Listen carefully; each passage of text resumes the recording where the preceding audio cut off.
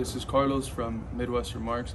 I want to talk to you today about a conversation that I walked into on social media between two of our really young comrades, Chinese American comrade NC Kai and Indian comrade Yanis Iqbal. They're both fantastic writers. I'm sure if you follow the Midwestern Marx website, you have encountered one of their articles over the last year. They write very frequently and about very important issues. But one of the topics that was being discussed was the relationship of socialism to anti-imperialism. And first off, I want to say that, this in the first place shouldn't even be a question, right? Ideally, socialists should be principled anti-imperialists. But what we find historically and even contextually is that that isn't always the case. That there's times when socialism, specifically in the West, becomes mostly a national issue, a problem of the sort of national policies you want to implement while maintaining either a beneficiary relationship or a protagonistic relationship to imperialism abroad.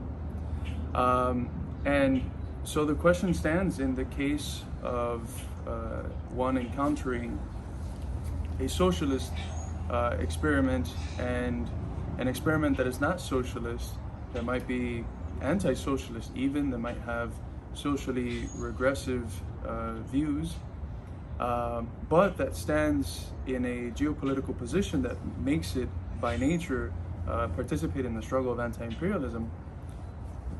Who do we support as Marxist-Leninists? Should we support the socialist government if it benefits from imperialism, or the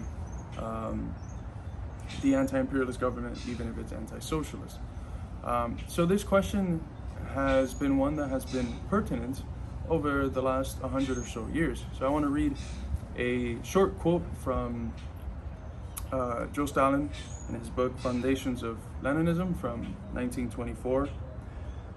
He says, "The struggle of the Emir of Afghanistan is waging for the independence of Afghanistan is objectively a revolutionary struggle, despite the monarchist views of the Emir and his associates, for it weakens,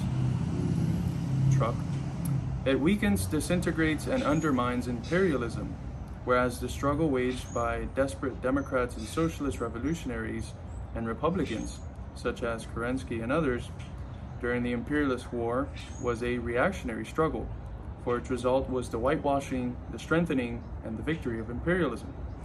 For the same reasons the struggle of the Egyptian merchants and bourgeois intellectuals are waging for the independence of Egypt is objectively a revolutionary struggle, despite the bourgeois origin and bourgeois title of the leaders of the Egyptian national movement, despite the fact that they are opposed to socialism, whereas the fight of the British Labour government is waging to perpetuate Egypt's dependent position is for the same reasons a reactionary struggle, despite the proletarian origin and the proletarian title of the members of their government, besides the fact that they are quote-unquote for socialism."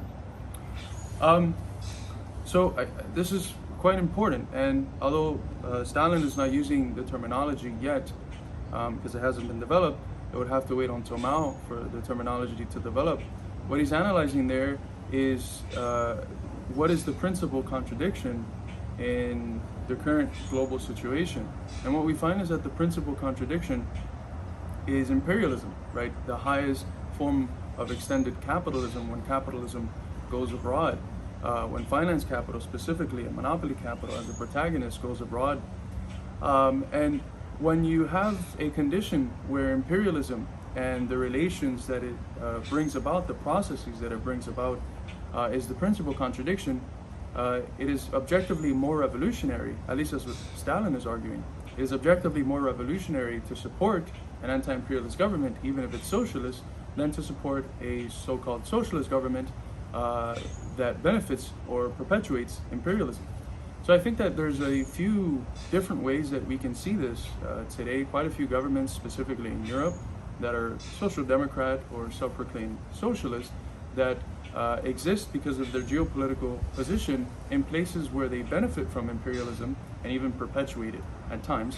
Just like there's governments, specifically in the Middle East, that although we might disagree profoundly with them on certain views on homosexuality, LGBTQ issues, although we might disagree with, certain allegations that have been made of their persecution against communists and socialists, because of their position in the struggle against imperialism, they present a more objectively revolutionary role than the socialist governments of Europe.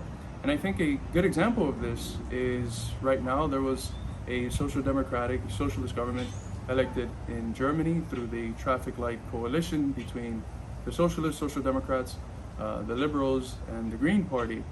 And they're promoting certain progressive things. One of the policies that has been approved, I think, and that's being promoted by that coalition is the expropriation of a large amount of landlords and nationalization of housing, so that the rising and skyrocketing, basically, housing prices in Germany stop, right?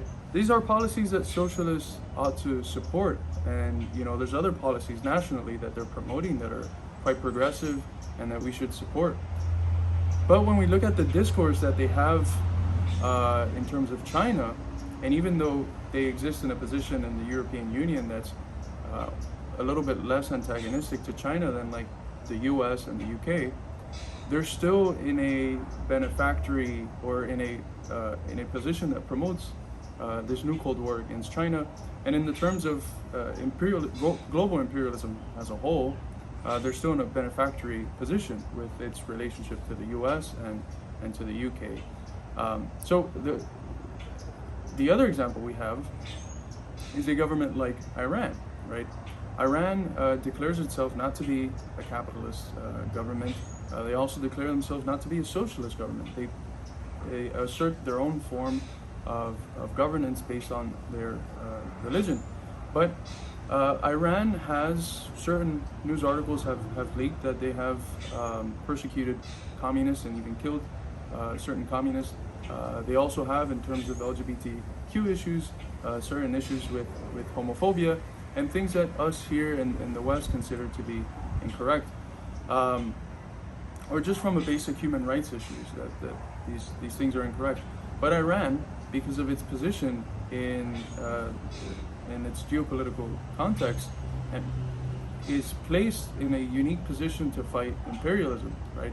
Iran has to fight off American imperialism almost constantly, and in the process of doing so, it has allied with socialist governments like Venezuela, which, about a year ago they made a supermarket in Venezuela, an all-Iranian supermarket in Venezuela.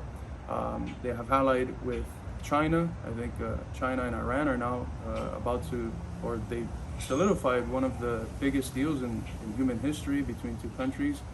So Iran presents itself, geopolitically at least, in a very objectively revolutionary position, even if nationally policies that are being taken might be detrimental to communist struggle within Iran. So as Marxist-Leninists from outside, and specifically from within the heart of the empire, the belly of the beast, as it's called, what should our position be? Well, I think that our position should be something like what Stalin outlined here, which is that we should have solidarity and support for the Iranian struggle against imperialism. We should also, something that's not mentioned, but we should also show support for the communist and socialist militants within Iran that are fighting to change some of the things that we disagree with. But in the general picture, we have to be very cautious that our support for those internal forces doesn't get used, by the very nature of the critique that we're going to have to make, doesn't get used for imperialist propaganda. I think that the Marxist-Leninist position in this case is that Iran, because of its geopolitical position, is objectively more revolutionary than a government like Germany, which is socialist and which we should also support, but perhaps be more critical from the start because of their benefactory and promotional position in relationship to imperialism and the global dynamic of power. So let me know what you think in the comments. I think this is a question that could be asked about numerous other countries. I've used the example of Germany and Iran, but I'm sure that you can replace those countries with quite a few other options. So yeah, I hope you enjoyed this video. I hope it will stop provocative, and let me know in the comments what you think. Thank you.